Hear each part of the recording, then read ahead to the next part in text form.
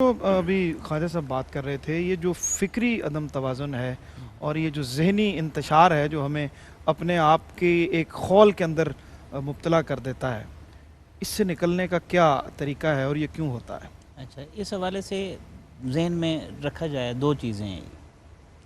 ایک چیز تو یہ کہ ہمارے لیے جو منبع ہے یا مرجع ہے وہ رسول اللہ صلی اللہ علیہ وسلم کی مبارک ذات ہے. بے شک. جو چیز بھی ان کی طرف منسوب ہو جائے گی وہ ہمارے لیے قابل احترام ہے. ٹھیک. اگر ہم حضور صلی اللہ علیہ وسلم کی ذات کو مرکزی حیثیت دیں گے جس طرح شریعت میں ان کی مرکزی حیثیت ہے تو پھر تو آپ اختلافات سے بچ جائیں گے.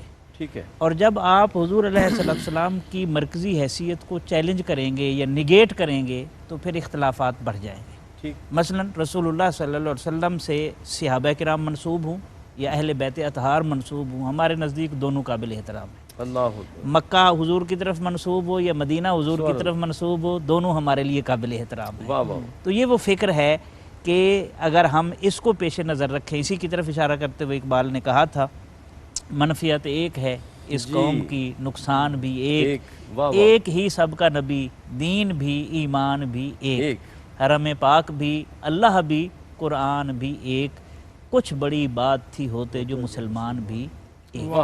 فرقہ بندی ہے کہیں اور کہیں ذاتیں ہیں، کیا زمانے میں پنپنے کی یہی باتیں ہیں.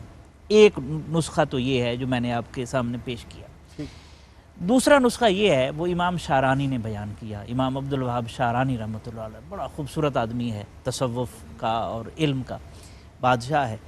وہ کہتے ہیں کہ شریعت کو اگر آپ دیکھنا چاہیں تو وہ 5 چیزوں پر مشتمل ہے. 5 چیزیں، ان میں سے امر اور نہیں، یا اللہ کا حکم ہوگا یا اللہ نے کسی چیز سے منع کیا ہوگا. ٹھیک ہے، تو اس کے 2 درجے ہو جائیں گے، ایک رخصت ہوگا ایک عزیمت ہوگا.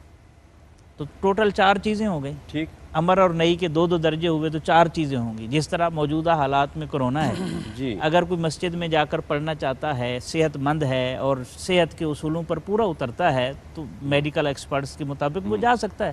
لیکن اگر کوئی گھر میں پڑھنا چاہتا ہے علماء نے اس کی رخصت دے دی ہے. دونوں پہلو ہیں رخصت اور عزیمت کے. ٹھیک ہے، لیکن بیمار کو بہرحال جانے کی اجازت نہیں ہے. ٹھیک ہے. ایک تو یہ 4 چیزیں. 5ویں چیز وہ کہتے ہیں وہ ہے مباح. ٹھیک ہے، جائز، جس کی دونوں سمتیں جو ہیں وہ برابر ہیں. اگر اس میں نیت اچھی ہوگی تو وہ مستحب بن جائے گا، اور نیت کا فساد آ جائے گا تو وہ مکروہ بن جائے گا. آپ سارے ائمہ کے اقوال وہ کہتے ہیں دیکھ لیں، یا آپ کو وہ رخصت پر ملیں گے، معمول کیے جائیں گے، یا عزیمت پر محمول کیے جائیں گے.